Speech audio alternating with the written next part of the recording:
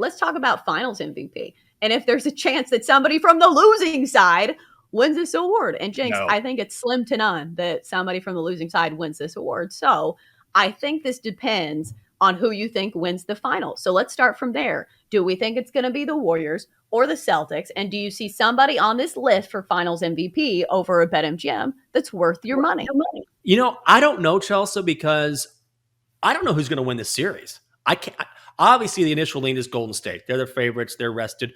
But the Celtics are going to be formidable with the way that they play defense, how battle-tested they are. And if I'm looking at value here, if I'm looking at the Celtics, let's say I like the Celtics, I think you almost just have to go with Jason Tatum, and that's it at plus 175. I don't really think Jaylen Brown or Marcus Smart are going to move the needle in this series as far as MVP is concerned. What about you?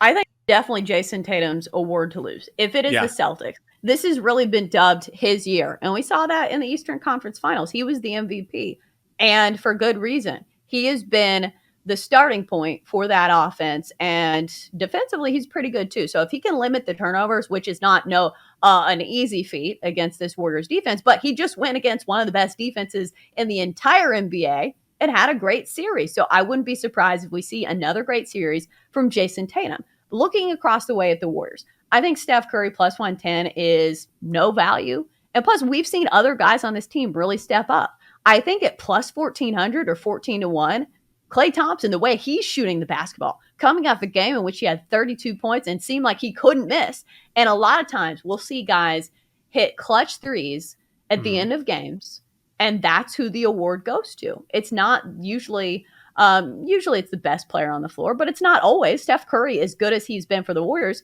doesn't have a single NBA Finals MVP to his name. So I think when it comes to a value standpoint, Klay Thompson is playing out of his mind right now and certainly has the experience and the clutch factor to where the Warriors would be passing him the ball in the final seconds, and maybe he's the guy that makes the big three.